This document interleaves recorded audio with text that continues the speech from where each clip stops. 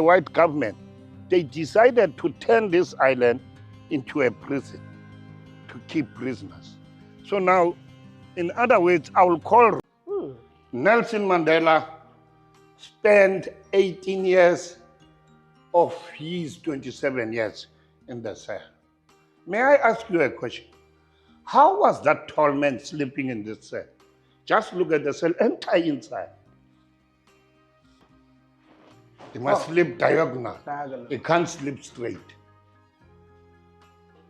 This is the cell I slept when I was here at B section. I sacrificed my education. I sacrificed my whole being for the people, not for myself. I sacrificed my family, my parents. I didn't listen to my parents because I wanted the people of South Africa to be literally free. You don't come with intellectual terminology to me and tell me that this cannot be implementable. While we were fighting this... Hello guys, people around the world, my people in America, UK, Canada, Germany, Jamaica, Kenya, Nigeria, South Africa, Ghana, Cameroon, and any other part of the world. Guys, welcome once again, welcome back to the YouTube channel. This is the Pioneer YouTube channel, and I am _priceless, coming to you live and direct from Abuja, Nigeria, West Africa. Big up my wonderful and respectable people. It is always a delightful moment to witness once again another day, another moment, another opportunity to talk to you via our different screens. Guys, another banger of a video hitting you straight up from Abuja, Nigeria, West Africa, Wode Maya. Yeah, again on our table. Yes, how Wode Maya encountered a South African that he would live to regret forever. Guys, in a new tone or in a new twist of an event, Wode Maya, the said so-called acclaimed influential African YouTuber, took once again his gimmick, his plan, his grand style of what? Creating, psychological content that hit on an emotive part of people, where he went to South Africa and he brought to us one of his latest, published content where he talked about Cape Town, South Africa, the town built by slaves. And in that content, guys, when Wode Maya is his usual element, trying to what? To be pity partying, or for people to create content that will hit on the emotional and psychological part of viewers, got an encounter, a life-changing encounter with a South African, a political prisoner. Back then, also a political prisoner in cohort or during the time of what? Nelson Mandela. Like you've just seen a snippet and you're gonna watch a full dose of the content at the end of this. Guys, yes, so in his usual element, like I've said, he went there to create content, to get, to invoke the emotions of people, to get people supporting him, to get people, click on his content, engage on his content, and towards giving him thumbs up, towards, praising him, towards saying, oh, this guy is bridging in the gap for African people always. But he went in there, he met a man, a well-articulated, eloquent, smart, intelligent person. For the first time ever, Wode Maya, who is fond of what? Singing like a canary, singing like a bird, always got what? Tamed, brought down from that peak or the zenith he always thinks he is occupying to the lowest ebb of everything. And the man started lecturing him. The man started giving him the nitty-gritty, what it implies to be a servant leader. And that's the basis of this content, guys. Because that man took Wode Maya through what it implies to be a servant leader, through the art of what? Servant leadership. Towards mastering the art of what? Servant leadership. Servant leadership is the what? Art of what? Putting one first, putting others first before oneself. And, giving your best for your community, for humanity, and in its entirety. But we all know Wode Maya is a certain individual who is always on the rush, who is always on the run, who is always pushing, running afterwards. Elected leaders, people, quote and unquote inflation, who could give him more views or who could offer platform for him to continue, moving. But guys, like I've said, he met the man. The man took him through. He walked him through. He let him know, bro, this is what it implies to be a leader. This is what it means to stand by your people. This is what it means to give and sacrifice everything you have, or the very essence or the core essence of your being, to your people whom you serve, whom you think you are there. And the man really told us, he walked us through. It was not only Wode Maya, he walked us through what it implies to be a servant leader. And typically, that is what Marwa has been applying, or Marwa has applied so far. Yes. But Wode Maya, you can see him, when the man was lecturing him, he just folded his arms. He was in deep shock and in an awe. Oh, that why should this man be lecturing me all this while I think I'm the smartest, I'm the, intelligent and educated, fellow. But you can see the man oozing with aura, oozing with confidence, oozing with knowledge, oozing with the right panache, gave Wode Maya an experience that he will never forget in a hurry, because the man lectured him. The man took him through the ABCD of life, or what it implies to imbibe the very ethics of what? Servant leadership. Yes, as a servant leadership, the man said he sacrificed everything for his people, his community, his black people, his pain, his onwards. Yes, in the prison, where at the Robben Island prison, he told us Mandela spent 18 years of the 27 years prison terms he served there. The man even showed us via Wode Maya's camera the room where Nelson Mandela, the famous Nelson Mandela, was taken and imprisoned there. And the man explained, there's no space for you to sleep, straight. You have to sleep diagonal. And in sleeping diagonal, that means there must be discomfort. Just created deliberately. And that tells you how our people have gone through all sorts of horrific experiences to be where we are today. And instead for us black people to come as one voice, to unite and become beacon of hope for each and every one of us, we are busy tearing down one another. We are busy fighting one another. We are busy bringing and pulling down somebody who has done this thing to us, Africans, who has done this thing to us.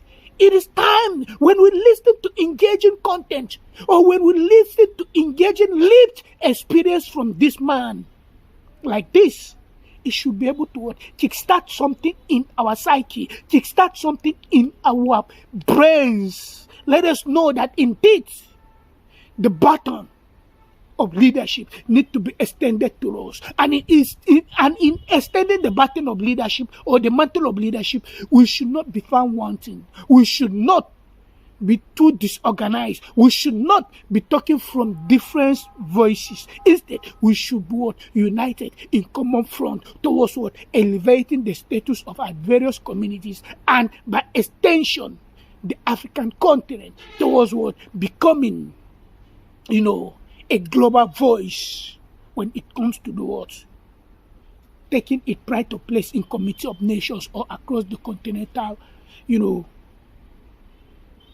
level or millage around the world.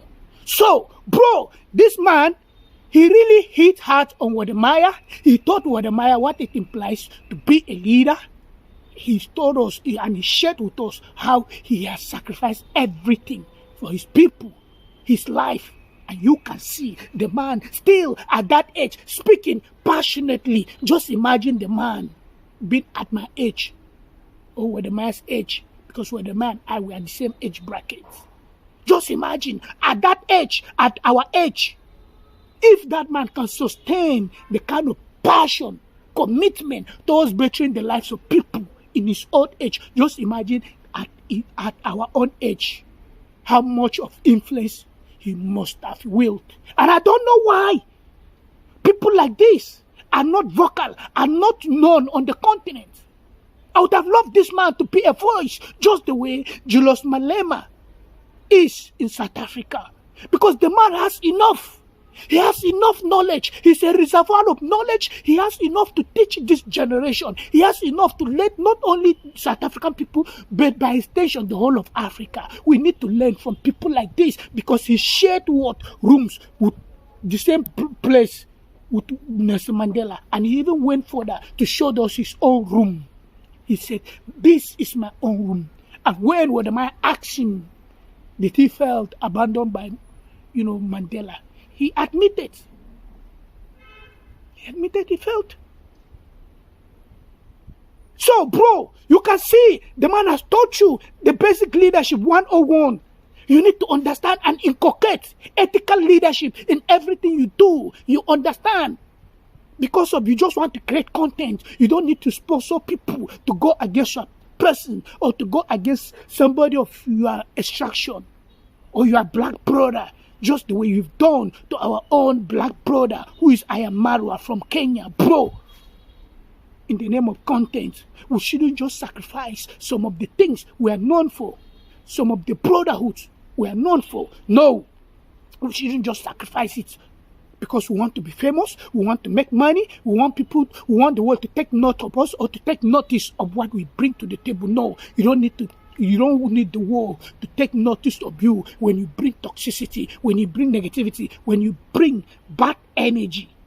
Instead, come in a real way, just the way our brother Marwa is doing. Bro, that shows the truth. And I'm happy you were able to, interview this man, because things like this will be bringing to the fore some of the silent or those voices that may have been stepped down. I don't know why, like I've said, guys, I don't know why this man, he's not a famous and a known face. We want people like him. He should be jostling around the continent, teaching the young people. Because the man, from the way he speaks, he's well articulated. He converses smartly, intelligently, and it is something interesting and pleasing to the ears whenever the man talks, because you can see this is someone who knows his onion. This is someone speaking from an experience. This is someone giving the lecture from a standpoint that it could be understandable even to a people of what, grade 1 or primary 1. Yes, this is just it, bro. So I am happy you encountered this man and he has taught you how you need to imbibe the right virtue of being an ethical leader, a leader that understood the ethics of life, the right and wrongs. We shouldn't just be going against one another. We shouldn't just be going against somebody who has never done us wrong because we felt the person is moving fast, or the person is ahead of us, or the person will soon catch up with us. So we have to do anything to downplay the influence, the effort, the voice, and in silencing the voice of the person. Bro, this is just it. So the way you asked the man and he told you he felt like Nelson Mandela, worked against him, is the same thing I am feeling. Many people are feeling. You've worked against our people. You've traded, Marwa's rights. You've traded Marwa's influence on platter of gold to the toxic, lazy people. Bro, I don't know why it is only in Africa there are chaotic situations. I don't know why it is only in Africa there are crises, conflicts, misunderstandings, rancor. Instead for us to come as a one body, brothers and sisters who are passionate, who are on the same, boat of those, steering their destinies into a better place. Into a better place, bro. So, you think the man was going to be, carried away by you? No. This is smart, intelligent man. And I pray this man like this, people like him should be lecturing in the university to teach some of our young people, like myself, young boys like myself, young guys like myself, young people like myself, and in motto Wode Maya that this life, everything is not about chasing glory. Everything is not about chasing, fame. Everything is not about trying to be influential. Instead, we should look at the common good of one another. We should be there for one another. And this is how the guy from Ghana, the short man from Ghana, got what? Beaten, got what? Lectured, got what? Really, tutored on the best possible ways how to go about what? Standing for oneself, standing for your community, or using your platform allegedly, no, not allegedly, using your platform so-calledly to bridging the gap just the way you are doing. You are claiming you are using your platform Wode Maya to bridging the gap for African people. But you've been found wanting by what? Indulging in art that is anti-progress. Because you are driven by sheer what? Arrogance to bring down somebody who has not done anything. And this is his guide. So, guys, you're gonna enjoy the content any moment from now. Take a complete dose of the content attached. Because I cannot just watch it alone. You guys to watch it and you guys to enjoy it also. Wonderful and wonderful people around the world, my guys in America. Actually, this was not a content I intended, creating. It is a content about Wode Maya. But when I watched this, I said, no, the idea for this content just came. I said, let me just, put it to us. And we step down the content I intended creating today about Wode Maya till tomorrow. And you're gonna see it another compelling one, guys. You'll be shocked how he's chasing another leader again around the world. He's in the country right now, around the world, trying to chase the leader. Wonderful and wonderful people. It is always an amazing, absolute time to talk to us. Nice. See us again. Take a look. The white government, they decided to turn this island into a prison to keep prisoners. So now, in other words, I will call Robben Island a place of resistance. It started in the 18-something with the Macanas and all other leaders who resisted colonization of the white people in South Africa. So, in short, Robben Island is more like a political prison. Yes. For anyone who go against the government. Yes. Nelson Mandela cell. Yes. Nelson Mandela spent 18 years of his 27 years in the cell. May I ask you a question? How was that tall man sleeping in this cell? Just look at the cell, enter inside. He must sleep diagonal. He can't sleep straight. This is the cell I slept when I was here at B section. I sacrificed my education.